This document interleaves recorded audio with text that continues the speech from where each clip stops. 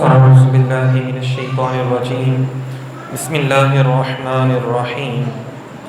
ألا إن أولياء الله لا خوف عليهم ولا هم يحزنون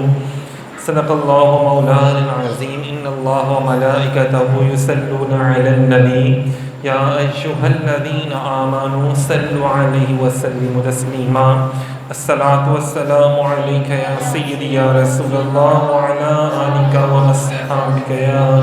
حبيب الله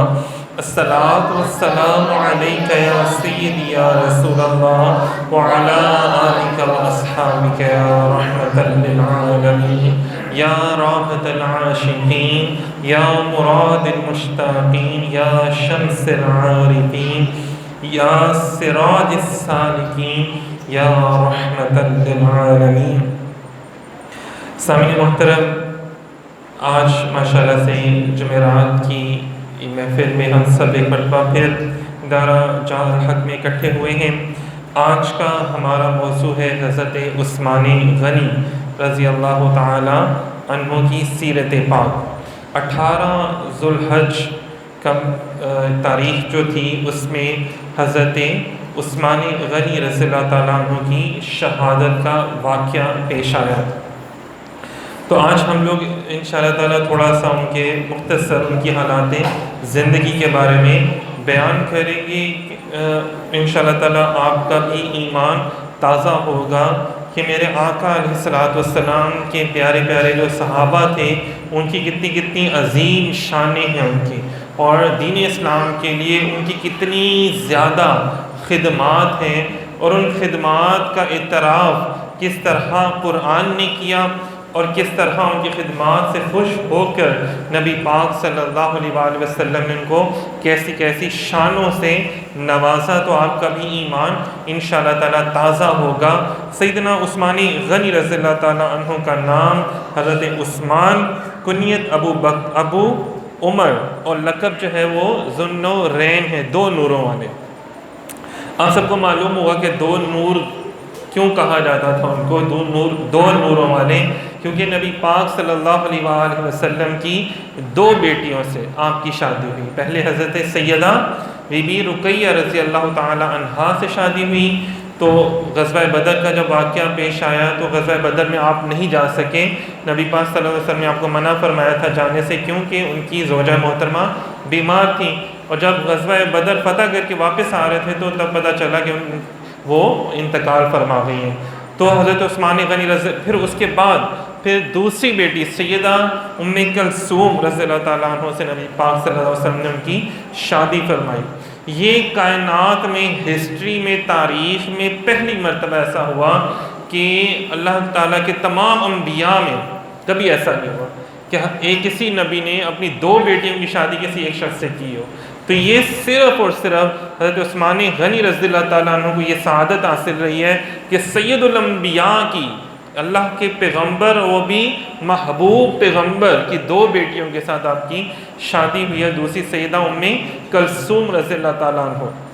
عنہ۔ اور اچھا، ایک روایت ہے بڑی پیاری سی جس کو حضرت علی کرم اللہ وجہ بیان فرماتے ہیں کہ نبی پاک صلی اللہ علیہ وسلم نے فرمایا کہ اگر میری 40 بیٹیاں بھی ہوتی تو میں ان کی شادی بھی عثمان غنی سے کر دیتا، کہ وہ اتنے حیا والے ہیں، اتنے نیک اور اتنے پارسا شخصیت ہیں، اور اتنی پاکیزگی اور طہارت والے ہیں کہ جن کی حیا فرشتے بھی کرتے تھے۔ اندازہ کریں تو یہ ان کا مقام تھا حضرت عثمان غنی رضی اللہ تعالیٰ عنہ کا۔ تو آپ کا جو شجرہ نسب ہے عثمان بن عفان بن ابو العاص بن امیہ بن عبد الشمس بن عبد مناف، یہ 5ویں پشت سے ان کا شجرہ نسب بھی جو ہے وہ نبی پاک صلی اللہ علیہ وسلم کے شجرہ نسب سے جا کے مل جاتا ہے۔ اچھا، نبی پاک صلی اللہ علیہ وسلم کی جو حضرت عثمان غنی رضی اللہ تعالیٰ عنہ کی جو والدہ ہیں وہ نبی پاک صلی اللہ علیہ وسلم کی پھوپھی جان کی بیٹی لگتی ہیں۔ تو مطلب عثمان غنی رضی اللہ تعالیٰ عنہ جو ہیں وہ نبی پاک صلی اللہ علیہ وسلم کے پھوپھی جان کی بیٹی کے آگے ماشاءاللہ سے بیٹے تھے، مطلب ایک خاندانی رشتہ بھی بڑا کلوز اور خاندانی رشتہ بھی تھا ان کے ساتھ، نبی پاک صلی اللہ علیہ وسلم کے ساتھ۔ پھر اسی طرح حضرت ابو بکر صدیق رضی اللہ تعالیٰ عنہ، آپ کو پتہ ہے اسلام کے اندر جو سب سے پہلے داخل ہوئے، جو لوگ جب نبی پاک صلی اللہ علیہ وسلم نے نبوت کا اعلان فرمایا تو جو سب سے پہلے جن لوگوں نے اسلام قبول کیا ان کا مقام زیادہ ہے ان لوگوں سے جنہوں نے آخر میں جا کے اسلام قبول کیا۔ تو جو سب سے پہلے اسلام قبول کرنے والوں مردوں میں حضرت ابوبکر صدیق رضی اللہ تعالیٰ عنہ، خواتین میں سیدہ اماں خدیجہ الکبریٰ رضی اللہ تعالیٰ عنہ، بچوں میں حضرت مولا علی شیر خدا رضی اللہ تعالیٰ عنہ ہیں۔ تو اسی طرح شروع میں جو اسلام جنہوں نے قبول کیا وہ حضرت ابوبکر صدیق رضی اللہ تعالیٰ عنہ نے ان کو قائل کیا، اور حضرت عثمان غنی رضی اللہ تعالیٰ عنہ کا وہ مقام ہے کہ جو شروع میں جو لوگ اسلام لائے تھے تو ان میں ان کا بھی شمار ہوتا ہے۔ اور حضرت زید بن حارثہ رضی اللہ تعالیٰ عنہ بھی شروع میں اسلام لے کر آئے تھے۔ تو اسی طرح حضرت عثمان غنی رضی اللہ تعالیٰ عنہ کا جو مقام ہے وہ کیا ہے کہ سب سے پہلے اسلام لانے والوں میں ان کا شمار ہوتا ہے۔ پھر دیکھیں کہ جب وہ اسلام لے کر آئے تو ان کے گھر والوں کو جب پتہ چلا وہ بڑے آگ بگولا ہو گئے، انہوں نے ان کے اوپر بڑے ظلم و ستم کیے، یہاں تک کہ ان کے چچا نے ان کو رسیوں سے باندھ کے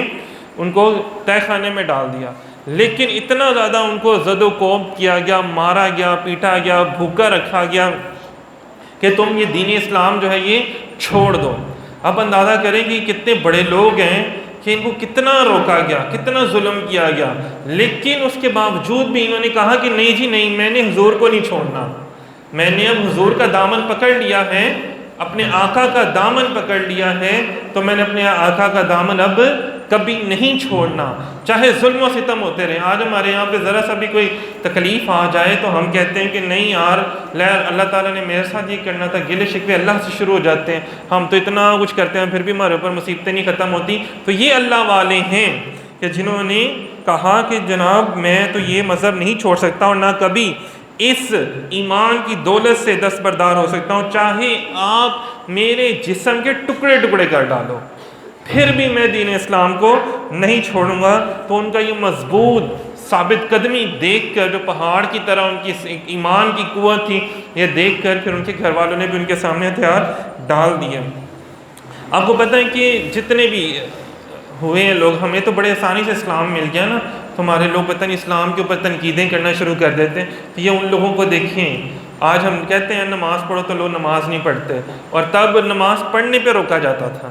کہ تم نے نماز کیوں پڑھی، تم نے کلمہ کیوں پڑھا، اس پہ روکا جاتا تھا، ظلم کیا جاتا تھا۔ اور آج ہمیں سوچنا چاہیے، ان ہستیوں کو دیکھنا چاہیے کہ یار ہمارے پاس سب فیسلٹیز ہیں، سب آرام و سہولتیں ہیں، اور پھر ہم نماز نہیں پڑھتے، پھر ہم قرآن نہیں پڑھتے، پھر حضور کی سنت کو ادا نہیں کرتے۔ بہرحال آپ کا حلیہ مبارک حضرت عثمان رضی اللہ تعالیٰ عنہ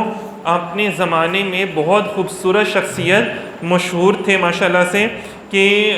ایک صحابی رسول فرماتے ہیں، حضرت عبداللہ بن حزم سے روایت کرتے ہیں، انہوں نے فرمایا کہ میں نے حضرت عثمان رضی اللہ تعالیٰ عنہ کو دیکھا، یعنی فرماتے ہیں کہ میں نے عورتوں اور مردوں میں آپ سے زیادہ حسین کسی کو نہ پایا۔ تو جب ابھی پردے کا حکم نہیں آیا تھا تو اس سے پہلے لوگ بلا جھجک کسی کے بھی گھر میں داخل ہو جاتے تھے۔ تو نبی پاک صلی اللہ علیہ وسلم نے کسی کو بھیجا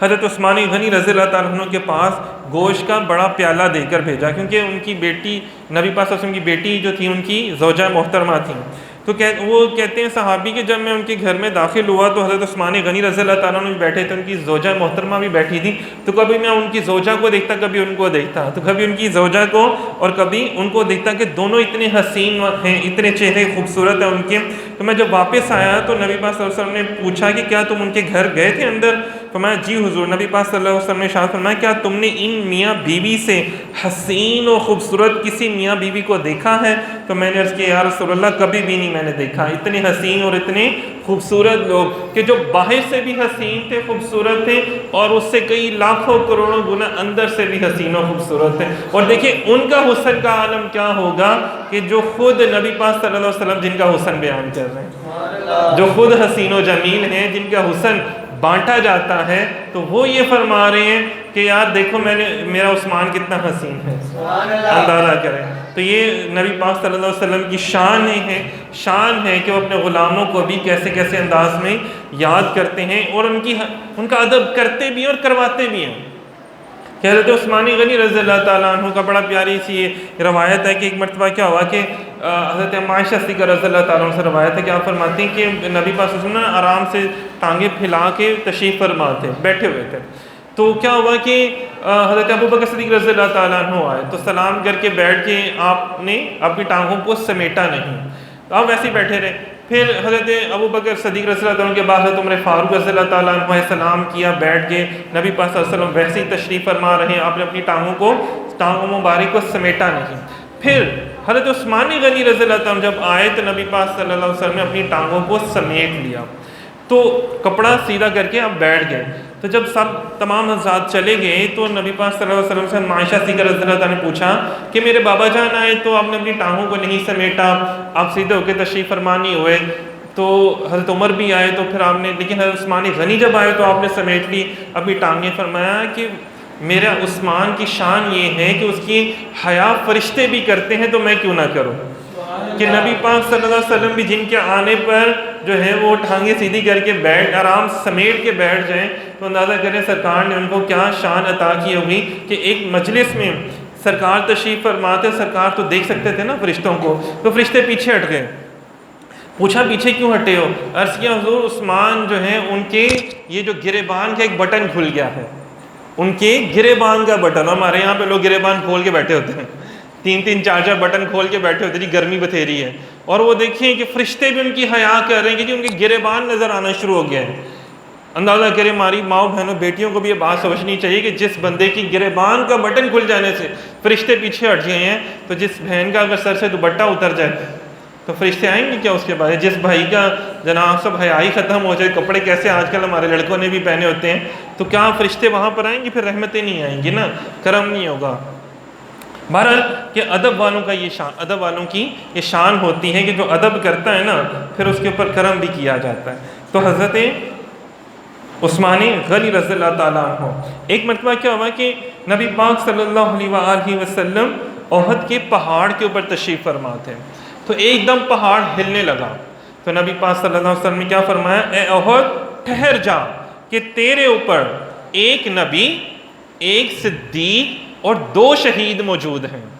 اب اندازہ کریں اس وقت کون کون تھا؟ نبی پاک صلی اللہ علیہ وسلم، سیدنا ابو بکر صدیق رضی اللہ تعالیٰ عنہ، سیدنا عمر فاروق رضی اللہ تعالیٰ عنہ، سیدنا عثمان غنی رضی اللہ تعالیٰ عنہ. اس سے معلوم ہوتا ہے کہ نبی پاک صلی اللہ علیہ وسلم کو بہت پہلے پتہ چل گیا، اب دیکھیں نا حضرت عمر فاروق کتنے سالوں بعد شہید ہوئے، پھر اسی طرح ان کے بھی کتنے سالوں کے بعد جا کے حضرت عثمان غنی رضی اللہ تعالیٰ عنہ شہید ہوئے، لیکن سرکار پہلے ہی فرما رہے ہیں. لوگ کہتے ہیں سرکار کو علم غیب نہیں ہے، تو کیسے پتہ چلتا ہے کس نے شہید ہونا اور کس نے زندہ رہنا ہے، کس نے شہید ہونا ہے، کس کا تبھی موت آئے گی؟ تو سرکار پہلے فرما رہے ہیں کہ اس پہاڑ کے اوپر ایک نبی، ایک صدیق اور 2 شہید موجود ہیں. تو دیکھیں کہ نبی پاک صلی اللہ علیہ وسلم نے ان کو یہ مقام بھی عطا فرمایا. حضرت عثمان غنی رضی اللہ تعالیٰ عنہ کو یہ یقین ہو گیا تھا اس دن سے، کہا کہ پہاڑ ہر چیز ادھر ادھر ہو سکتے ہیں لیکن میرے سرکار کی بات نہیں ٹل سکتی. سرکار نے حکم فرما دیا ہے کہ بس اب میرا عثمان شہید ہوگا تو شہادت کی موت آنی ہے. کتنی بڑی بات ہے کہ ان کو کامل یقین تھا. کچھ روایات میں آتا ہے کہ 88 سال کی عمر میں، کچھ روایات میں 80 سال کی عمر میں آتا ہے. تو دیکھیں کتنے سالوں بعد جا کے، اور اتنی زندگی گزر گئی کہ جناب اب تو بوڑھے ہو گئے ہیں، اب کون سی جنگ میں جانا ہے، لیکن ان کو پھر بھی یقین تھا کہ میں شہید ہوں گا اور مجھے شہادت کی موت نصیب ہوگی. اور پھر ویسے ہی ہوا کہ ان کی شہادت ہوئی، وہ بھی انشاءاللہ ابھی بیان کریں گے. تو دیکھیں ان کے حوالے سے باقاعدہ قرآن پاک میں آیات نازل ہو رہی ہیں. سورہ بقرہ کی آیت ہے، اس کا ترجمہ میں بیان کروں کہ جو لوگ اپنے مال کو اللہ کی راہ میں خرچ کرتے ہیں، پھر دینے کے بعد نہ احسان رکھتے ہیں نہ تکلیف دیتے ہیں، تو ان کا اجر و ثواب ان کے رب کے پاس ہے، اور نہ ان پر کوئی خوف طاری ہوگا اور نہ وہ غمگین ہوں گے. تو مطلب تمام تفاسیر کے جو لکھنے والے بزرگ ہیں وہ فرماتے ہیں کہ اس کا مطلب حضرت عثمان غنی رضی اللہ تعالیٰ عنہ، حضرت عبد الرحمن بن عوف رضی اللہ تعالیٰ عنہ ہیں. یہ وہ ہستی ہیں کہ جب غزوہ تبوک میں نبی پاک صلی اللہ علیہ وسلم نے فرمایا کہ بھائی آپ نے سب کو ترغیب دلائی کہ بڑا قحط پڑا ہوا تھا، غزوہ تبوک جب ہوا تو بڑی مال و دولت کی اور کھانے پینے کی اشیاء کی ضرورت تھی، تو آپ نے اعلان فرمایا صحابہ کرام میں جب دیکھیں دین اسلام کو ضرورت پیش آئی ہے، تو جب سرکار نے فرمایا کہ بھی فنڈز لے کر آئیں، سب نے مل کے ایک دوسرے کی مدد کرنی ہے، تو حضرت رسول اللہ صلی اللہ علیہ وسلم کے حکم پر کیا ہوا؟ اچھا اس جنگ کو جو ہے نا جیش اسرا بھی کہا جاتا ہے، یعنی تنگ دستی کا لشکر بھی کہا جاتا ہے. مطلب اتنی تنگ دستی تھی کہ کھانا پینا، یہ کیسے عاشق ہیں. دیکھیں کہ کھانے پینے کو سامان بھی نہیں ہے، لیکن سرکار کا حکم ہے جنگ لڑنی ہے تو سارے چلے گئے جنگ لڑنے کے لیے۔ اندازہ کریں آج یہاں پہ ہم ایک روزہ نہیں رکھتے ہیں، اور یہاں پہ سرکار کے غلاموں کو چیک کریں کہ اتنی ان کی شانیں ہیں کہ کچھ بھی نہیں ہے کھانے پینے کے لیے، پھر بھی جنگ لڑنے کے لیے چلے گئے۔ آج لوگ ذرا سی بات پہ دین کی بات کرو، کہتے ہیں جی دین کی بات نہ کریں، حالات بڑے خراب ہیں، حالات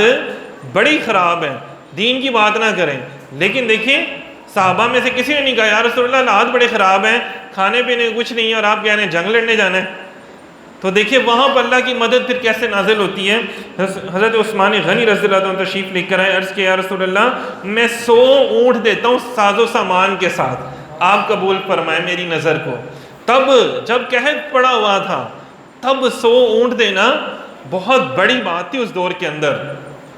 اور 100 اونٹ بھی وہ، اب اندازہ کریں اونٹ کتنا بڑا جانور ہوتا ہے، اور پھر اگر وہ ساز و سامان سے لدا ہوا ہو، کتنی آٹے کی بوریاں اور کتنی کھانے پینے کی چیزیں، تو 100 اونٹ کتنے لوگ کھا سکیں گے، اور اس کے اوپر جو ساز و سامان پڑا ہو۔ پھر نبی پاک صلی اللہ علیہ وسلم نے فرمایا کہ بھی سامان لشکر بھی چاہیے، اب ہمیں جنگ لڑنی ہے نا تو اس کے لیے تلواریں، تیر اور نیزے بھی چاہیے، وہ پیسوں سے آتے ہیں ہر چیز۔ تو پھر آپ نے فرمایا کہ یا رسول اللہ میں 200 اونٹ دیتا ہوں ساز و سامان کے ساتھ، نظر کرتا ہوں اللہ اور اس کے رسول کی بارگاہ میں۔ اور پھر اس کے بعد نبی پاک صلی اللہ علیہ وسلم نے فرمایا، تو پھر آپ نے فرمایا کہ یا رسول اللہ میں 300 اونٹ سامان کے ساتھ پیش کرتا ہوں، آپ کی خدمت میں قبول فرمائے۔ اور پھر آپ اس وقت 1000 دینار، جو دینار ہوتا ہے سونے کا سکہ ہوتا ہے، جیسے آج ہم دیکھتے ہیں نا 5 روپے کا سکہ اور اس طرح 1 روپے کا 2 روپے کے سکے، یہ تو خیر اتنے قیمتی نہیں ہوتے، لیکن وہ جو سونے کے سکے ہوتے تھے سونے کے بنے ہوئے، تو ان کا وزن بھی ہوتا تھا۔ تو کتنا دینار، جو 4.5 ماشا ایک سونے کا سکہ ہوتا ہے نا، اتنا چھوٹا سا سکہ ہوتا ہے، اس کے برابر تھے وہ، اور آپ لے کر آئے تقریباً کوئی یہ 3 سے 4 کلو سونا بن جاتا ہے، اور آپ لے کر آئے اور آپ نے سرکار کی بارگاہ میں پیش کیا، تو نبی پاک صلی اللہ علیہ وسلم کی گود میں ڈال دیے۔ تو راوی کہتے ہیں کہ میں نے دیکھا کہ حضور نبی پاک صلی اللہ علیہ وسلم ان دیناروں کو اپنی گود میں الٹ پلٹ کر دیکھتے جاتے ہیں اور فرماتے ہیں کہ آج کے بعد عثمان کو ان کا کوئی عمل نقصان نہیں دے سکے گا، مطلب آج کے بعد وہ کچھ بھی کریں، اگر وہ کوئی گناہ بھی کرتے ہیں، مثال ہے گناہ بھی کرتے ہیں تو ان کا کفارہ ادا ہو گیا، ان کا سارا کفارہ ادا ہو گیا ہے، مطلب آج کے بعد وہ ایسے پاک صاف کر دیے گئے ہیں، اور اگر کوئی گناہ بھی کریں گے تو وہ گناہ میں نہیں لکھا جائے گا۔ لیکن دیکھیں کہ اتنی بڑی سعادت مل گئی ان کو کہ آج کے بعد آپ جتنے بھی عمل کریں گے، جتنی زندگی جئیں گے، ساری معاف آپ کو۔ لیکن دیکھیں اتنا بڑا مقام مل گیا، ساری زندگی کے گناہ جو ہونے ہیں وہ بھی معاف ہیں، لیکن حضرت عثمان غنی رضی اللہ تعالیٰ نے اس دن کے بعد گناہ تو دور کی بات ہے، اندازہ کریں انہوں نے اپنی عبادات اور زیادہ کر دی، اور زیادہ خرچ کرنا شروع کر دیا دین کے اوپر۔ یہ نہیں کہا کہ یار اب تو میں چودھری بن گیا ہوں، اب تو سرکار انبیاء نے، سید الانبیاء نے مجھے کہہ دیے کہ تو جنتی ہے، تو جنتی ہے، تو اب مجھے اعمال کرنے کی ضرورت ہی نہیں ہے، مجھے نماز پڑھنے کی ضرورت ہی نہیں ہے، مجھے حج کرنے کی ضرورت ہی نہیں ہے، تو اب میں تو بڑا ہو گیا ہوں۔ جیسے ہمارے لوگ آج کل یہاں پہ ہوتا ہے نا، تھوڑا سا کوئی مقام مل جائے دنیاوی والے سے پھوپھا آ جاتی ہے، غرور میں تکبر میں آ جاتے ہیں، یا کوئی روحانی والے سے کوئی پیر بن جائے، کوئی عالم، کوئی مفتی، تو ہم لوگوں میں کیا ہوتا ہے کوئی نعت خوان بن جائے، اچھا لوگ ذرا پسند کرنا شروع ہو جائیں، عزت آنی شروع ہو جائے، تو پھوپھا آ جاتی ہے۔ اور وہ دیکھیں یار اتنی بڑی سٹیمپ لگا دی سرکار نے، سند دے دی کہ بھئی آج کے بعد تمہارا کوئی گناہ نہیں لکھا جائے، آج کے بعد تم جنتی ہو۔ لیکن اس کے بعد بھی حضرت عثمان غنی رضی اللہ تعالیٰ نے دین پہ خرچ کرنا نہیں چھوڑا، اس کے بعد بھی نیک اعمال ذرا کم نہیں ہوئے بلکہ اور زیادہ کر دیے، اور زیادہ لوگوں میں۔ آپ کیا کرتے تھے؟ کنویں خرید لیتے تھے اور وہ مسلمانوں میں وقف کر دیتے تھے، اور آج بھی کنویں ایسے موجود ہیں سعودی عرب میں جو آپ کے نام پر موجود ہیں۔ اندازہ کریں کہ حضرت عثمان غنی رضی اللہ تعالیٰ کے نام پہ باقاعدہ کھجوروں کا بہت بڑا باغ موجود ہے، جو خانہ کعبہ کی جو مسجد کے لیے بھی وہ اس کی کمائی استعمال کی جاتی ہے۔ تو مطلب دیکھیں کہ اتنی اللہ تعالیٰ نے ان کو پر کرم فرمایا تھا۔ حضرت عثمان غنی رضی اللہ تعالیٰ عنہ یہ وہ ہستی ہیں کہ جب صلح حدیبیہ ہوئی، جب بیعت کرنے لگے، اور نبی پاک صلی اللہ علیہ وسلم کے حوالے سے بیعت رضوان، جب بیعت رضوان ہوئی تو کیا ہوا کہ وہاں پر مکے میں نبی پاک صلی اللہ علیہ وسلم نے اپنا سفیر بنا کے بھیجا کسی کو، اپنا سفیر بنا کے بھیجا. تو نبی پاک نے فرمایا کہ مکے کے لوگ عثمان سے زیادہ کسی کو عزت والا نہیں سمجھتے. تو اسی لیے اب دیکھیں کتنی عزت والے بھی تھے, امیر بھی تھے, عزت والے بھی تھے. تو وہاں پہ جب نبی پاک نے اپنا سفیر بنا کے بھیجا تو مکے کے لوگوں نے کہا کہ بھائی اے عثمان آپ آ گئے ہیں نا, آپ خانہ کعبہ کا طواف کر لیں, آپ خانہ کعبہ کا طواف کر لیں, آپ کو اجازت ہے. انہوں نے کہا جب میرے آقا نے طواف نہیں کیا تو میں کیوں کروں؟ جب میرے آقا نے طواف نہیں کیا خانہ کعبہ کا, میرے آقا یہاں موجود نہیں ہے, تو میں طواف کیوں کروں؟ ادھر لوگ باتیں کر رہے تھے جی عثمان تو چلے گئے ہیں تو اب وہ تو خانہ کعبہ کا طواف کر لیں گے. سرکار نے فرمایا وہ میرا عثمان ہے, وہ میرے بغیر کبھی بھی طواف نہیں کریں گے. یہاں تک کہ جب وہاں پہ بیعت رضوان ہوئی تو بیعت لی گئی تو کیا ہوا کہ نبی پاک صلی اللہ علیہ وسلم نے اپنا ایک ہاتھ مبارک دوسرے ہاتھ مبارک پر رکھا, تو آپ نے فرمایا یہ میرا ہاتھ ہے, اور اپنے ہی ہاتھ دوسرے ہاتھ کو فرمایا یہ میرے عثمان کا ہاتھ ہے. تو بیعت کر لی. اتنا یقین سرکار کو, اندازہ کریں کہ میرا غلام میرا عثمان میری بات کو ٹال ہی نہیں سکتا, میری بات کو ٹال ہی نہیں سکتا. وہ یہاں پہ نہیں موجود لیکن موجود ہیں, وہ یہاں نہیں موجود ہیں ظاہری طور پر لیکن موجود ہیں. یہ دیکھو میرا ہاتھ, تو یہ میرے عثمان کا ہاتھ ہے. تو سرکار کا یہ کہنا اللہ نے اتنا اس کو قبول فرما لیا کہ آپ کو پتہ ہے قرآن پاک کو باقاعدہ جب جمع کیا گیا اور اس کو پھیلایا گیا تو وہ کس کے ہاتھ سے یہ کام لیا گیا؟ حضرت عثمان غنی رضی اللہ تعالیٰ عنہ. پوری دنیا میں پھیلانے کا جو کام تھا وہ حضرت عثمان غنی رضی اللہ تعالیٰ عنہ کے ہاتھ مبارک سے وہ کام لیا گیا, کیونکہ سرکار نے ان کے ہاتھ کو اپنا ہاتھ کہہ دیا تھا. تو یہ دیکھیں کہ یہ سرکار کی شان ہے. اور خود نبی پاک صلی اللہ علیہ وسلم نے فرمایا تھا کہ اے عثمان تمہیں لوگ مجبور کریں گے لیکن تم نے خلافت نہیں چھوڑنی. تو جب آپ کا وصال ہونے لگا تو لوگوں نے بڑا ہی مجبور کیا تھا آپ کو, تو آپ نے لوگوں کو کہا نہیں, میرے سرکار نے مجھے پہلے ہی فرما دیا تھا کہ عثمان تجھے لوگ بڑا مجبور کریں گے, تمہیں لوگ بڑا مجبور کریں گے لیکن تم نے خلافت کا ایک عظیم کام جو کام ہے وہ نہیں چھوڑنا. آپ چونکہ بہت نرم دل تھے, بہت سخت نہیں تھے, بہت نرم دل تھے, لوگ اس کا ناجائز فائدہ اٹھاتے تھے, تو لوگوں نے کیا کیا, سازشیں کرنا شروع کر دی آپ کے خلاف. اور بالآخر جو ایسے مخالفین تھے جنہوں نے کلمہ تو پڑھ لیا تھا لیکن اندر سے منافق تھے اور وہ مسلمانوں میں پھوٹ ڈالنا چاہتے تھے, لڑائیاں ڈالنا چاہتے تھے, انہوں نے ایسی لڑائیاں ڈالی اور ایسی مخالفتیں کی کہ آپ کے گھر کا محاصرہ کر لیا, لیکن آپ نے کسی کو بھی ان کے اوپر حملہ کرنے کا حکم نہیں دیا. آپ نے فرمایا کہ نہیں, میں نہیں چاہتا کہ مسلمانوں کو مارے. انہوں نے کہا نہیں حضور وہ تو نئے مسلمان ہوئے اور آپ کی صرف وہ اسی بات کا فائدہ اٹھا رہے ہیں کہ سرکار ہمیں کچھ نہیں کہہ سکتے کیونکہ ہماری زبانوں پر کلمہ ہے لا الہ الا اللہ محمد رسول اللہ, ہماری زبانوں پر کلمہ ہے. اب دیکھیں ہمارے بھی یہاں پہ آج لوگ ہیں جو کلمہ تو پڑھتے ہیں لیکن کام سارے منافقوں والے کرتے ہیں, کام سارے کافروں والے کرتے ہیں, سود کھاتے ہیں نا, حرام کرتے ہیں, زنا کرتے ہیں, ہر وہ کام کرتے ہیں جو برائی میں شامل ہے. لیکن کیا کہتے ہیں, یہ میں نے تو داڑھی بھی رکھی ہوئی ہے, جی ہم تو مسجد میں بھی جاتے ہیں, نماز پڑھتے ہیں. تو وہ لوگوں کو اب لوگوں کے سامنے شریف بن رہے ہوتے ہیں, نیک بن رہے ہوتے ہیں, اصل میں وہ لوگ نہیں ہوتے. اور ہمارے عام سادہ لوگ مسلمان جو ہیں ان کی اس منافقت سے دھوکہ کھا جاتے ہیں. تو لیکن حضرت عثمان غنی نے فرمایا کہ نہیں یار مجھے حیا آتی ہے کہ ان کی زبان پر کلمہ تو ہے نا, لیکن کلمہ ضرور تھا لیکن وہ کسی کے کیا اسے کہتے ہیں اشاروں پر ناچ رہے تھے. اور پھر بالآخر جب آپ کی شہادت ہوئی تو قرآن پاک کے اوپر, آج بھی وہ قرآن پاک میوزیم میں پڑھا ہوا ہے, اس کے اوپر آپ کا خون کا قطرہ جب گرا تو فَسَيَكْفِيكَهُمُ اللَّهُ, یہ آیت کے اوپر آپ کا خون کا قطرہ جو ہے وہ گرا اور پھر آپ کی شہادت ہوئی. آپ کو پتہ ہے کہ آپ کی حفاظت کے لیے کون لوگ تھے؟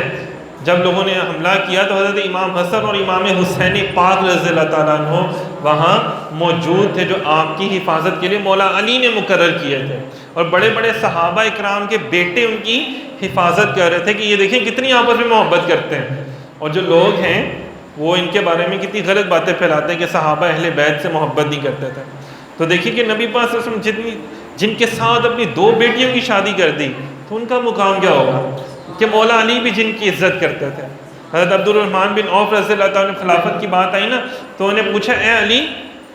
آپ کے خیال میں اگر آپ خلیفہ نہیں بنتے تو کس کو خلافت ملنی چاہیے؟ فرمایا اگر میں خلیفہ نہ بنوں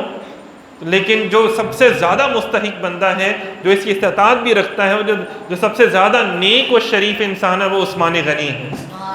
تو ان کی شرافت, نیکی, طہارت, پاکیزگی کا کون اقرار کون کر رہا ہے اور بتا کون رہا ہے لوگوں کو؟ مولا علی شیر خدا، کہ جن کی زبان پر حق اور سچ اللہ تعالیٰ نے جاری فرمایا ہے۔ اسی طرح اگر ہم لوگ باتیں کرتے چلے جائیں تو حضرت عثمان غنی رضی اللہ تعالیٰ عنہ کے بارے میں قرآن پاک میں بے شمار آیات بھی موجود ہیں کہ جہاں پہ ان کو وہی لوگ سچے ہیں، وہی لوگ فلاح یافتہ اور کامیاب ہیں۔ اسی طرح ایک شخص کا جنازہ آیا تو رسول اللہ صلی اللہ علیہ وسلم نے وہ جنازہ نہیں پڑھا۔ صحابہ اکرام نے عرض کیا رسول اللہ آپ تو جنازے میں پہل کرتے ہیں۔ فرمایا کہ یہ میرے عثمان سے بغض رکھتا ہے، میرے عثمان کے بارے میں بغض رکھتا ہے اپنے دل میں، تو اس لیے میں اس کا جنازہ نہیں پڑھ رہا۔ تو آج جو لوگ صحابہ کرام کے بارے میں الٹی سیدھی باتیں کرتے ہیں تو ان کو سوچنا چاہیے کہ سرکار ان کے جنازے میں بھی نہیں جا رہا۔ مطلب اگر سرکار نہ جائیں تو پھر رحمت نہیں جائے گی، جب رحمت نہیں جائے گی تو پھر اللہ کا عذاب ہی نازل ہوتا ہے۔ تو یہ باتیں سوچنی چاہیے کہ اتنے بڑے بڑے ہستیاں ہیں۔ حضرت عثمان غنی رضی اللہ تعالیٰ عنہ کی بہت زیادہ شانیں ہیں، بہت زیادہ ان کی کرامات ہیں۔ اللہ تعالیٰ نے ان کو سب سے بڑی بات یہ ہے کہ سرکار مدینہ علیہ الصلوۃ والسلام جس سے محبت کر لیں اور حضور جس کو جنتی فرما دیں، اور ایک مرتبہ نبی پاک صلی اللہ علیہ وسلم نے فرمایا کہ باہر کوئی آیا نا، ہمیں فرمایا جاؤ دروازہ کھولو، جو شخص آیا ہے نا وہ جنتی ہے، اس کو جنتی ہونے کی بشارت دو۔ وہ حضرت ابوبکر صدیق رضی اللہ تعالیٰ عنہ تھے۔ پھر اسی طرح دوسرے شخص آئے، تیسرے شخص آئے تو حضرت عثمان غنی رضی اللہ تعالیٰ عنہ تھے۔ ان کو تو جو پہلے آئے تھے ان کو جنت کی بشارت دی، اور ان کو فرمایا کہ بھائی ان کو کہنا کہ آپ کو پریشانی بھی ہوگی لیکن اس کے بعد آپ کے لیے جنت ہی جنت ہے۔ اور وہی ہوا کہ شہادت ہوئی نا، پھر شہادت کیا تھی کہ پریشانی ہوئی کہ لوگوں نے فضول میں لوگوں کے کہنے پر ایک پروپیگنڈا کیا اور آپ کے خلاف سازشوں کا جال پھیلایا، اور پھر آپ کو شہید کروایا، شہید کیا، اور اتنے ظلم کیا کہ پانی تک بند کر دیا گیا تھا۔ اندازہ کریں اتنی بڑی سلطنت کا حکمران، لیکن دیکھیں انہوں نے اپنے لیے کوئی بھی وہ باڈی گارڈ نہیں رکھے ہوئے۔ کہا جی میں نہیں چاہتا کہ مسلمان کو مارے، میری وجہ سے خون گرے۔ اور آج یہاں پہ حکمران ہزاروں باڈی گارڈ ہوتے ہیں، لیکن موت تو پھر بھی آنی ہے نا، موت تو پھر بھی آنی ہے۔ فرمایا کہ جب سرکار نے فرما دیا کہ عثمان تم نے شہید ہونا ہے تو چاہے کوئی بھی میری حفاظت کے لیے آ جائے، شہید تو میں نے ہونا ہے، کیونکہ سرکار نے فرما دیا۔ تو بہرحال یہ وہ لوگ ہیں، الا ان اولیاء اللہ لا خوف علیہم ولا هم يحزنون، یہ اللہ کے دوست ہیں، یہ اللہ کے رسول کے دوست ہیں کہ جن کے اوپر کوئی غم اور پریشانی نہیں آتی اور کسی کو خاطر میں نہیں لاتے، اور وہ اللہ کے دین کے لیے، دین اسلام کی سربلندی کے لیے، رسول صلی اللہ علیہ وسلم کی محبت کے لیے ہر وہ کام کر جاتے ہیں جو عام بندے کے لیے بہت بڑا اور انوکھا اور مشکل ہوتا ہے، اور عام بندہ کہتا ہے حالات خراب ہیں، اور یہ وہ لوگ ہیں جو حالاتوں کو ٹھیک کرنے والے ہیں، جن کے صدقے سے اللہ پاک حالات کو ٹھیک فرما دیتے ہیں۔ تو بہرحال اللہ رب العزت ہمیں اولیاء کرام، صحابہ کرام کی عزت احترام کرنے کی اور ان کے ساتھ محبت کرنے کی توفیق عطا فرمائے۔ بہت شکریہ، جزاک اللہ۔